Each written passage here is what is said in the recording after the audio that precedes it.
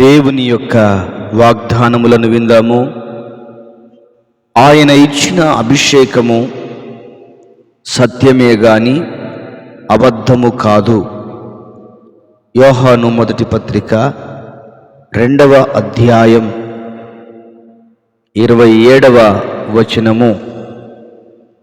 నిన్ను గొప్ప జనముగా చేసి నిన్ను ఆశీర్వదించి నీ నామమును గొప్ప చేయుదును.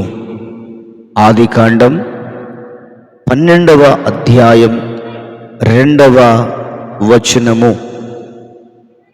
నీ మార్గమును యెహోవాకు అప్పగింపుము, ఆయన నీ కార్యము నెరవేర్చును. కీర్తనలు 37వ అధ్యాయం 5వ వచనము. యెహోవాయందు నమ్మికయుంచువాడు సురక్షితముగా నుండును. సామెతల గ్రంథం 29వ అధ్యాయం 25వ వచనము. పరిశుద్ధ తైలముతో అతన్ని అభిషేకించియున్నాను. కీర్తనలు 89వ అధ్యాయం 20వ వచనము. జయించువానిని నా దేవుని ఆలయములో ఒక స్తంభముగా చేసెదను.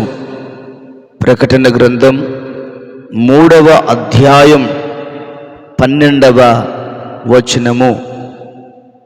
దిట్టమైన చోట మేకు కొట్టినట్టు నేను అతన్ని స్థిరపరచెదను. యెషయా గ్రంథం 22వ అధ్యాయం 23వ వచనము. యథార్థవంతుల గుడారము వర్ధిల్లును. సామెతల గ్రంథం 14వ అధ్యాయం 11వ వచనము. నిన్ను అనేకమైన వాటి మీద నియమించెదను. మత్తయి సువార్త 25వ అధ్యాయం 21వ వచనము. ఉపదేశమునకు చెవియొగ్గువాడు మేలునందును. సామెతల గ్రంథం 16వ అధ్యాయం 20వ వచనము. తమ దేవుని ఎరుగువారు బలము కలిగి గొప్ప కార్యములు చేసెదరు. దానియేలు గ్రంథం 11వ అధ్యాయం 32వ వచనము.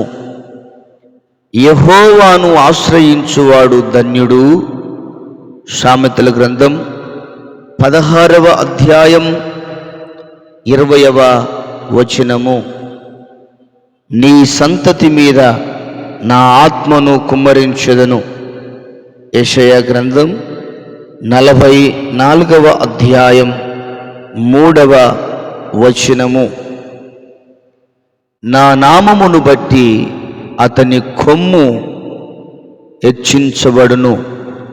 కీర్తనలు 89వ అధ్యాయం 24వ వచనము.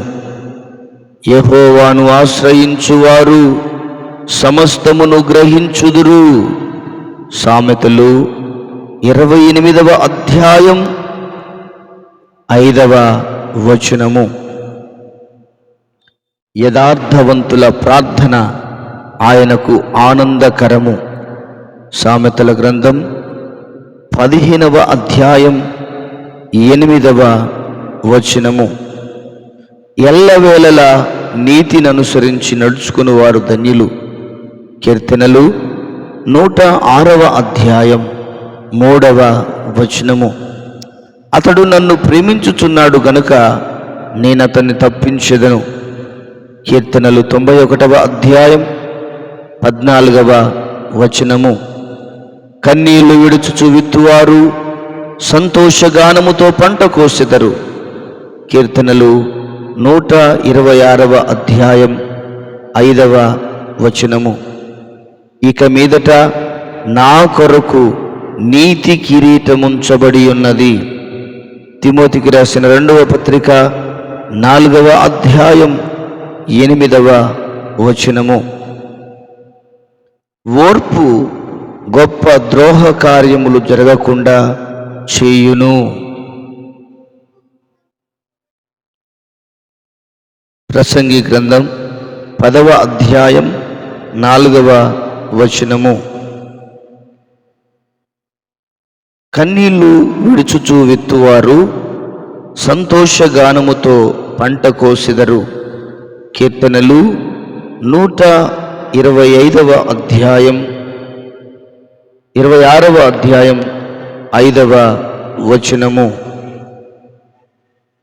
అతడు నన్ను ప్రేమించుచున్నాడు గనుక నేను అతన్ని తప్పించెదను. 91వ కీర్తన 14వ వచనం. కలిగిన ప్రతి వానికి ఇయ్యబడును, అతనికి సమృద్ధి కలుగును. మత్తయి సువార్త 25వ అధ్యాయం 29వ వచనము. ఆయనను ప్రేమించువారు బలముతో ఉదయించు సూర్యుని వలె నొందురు.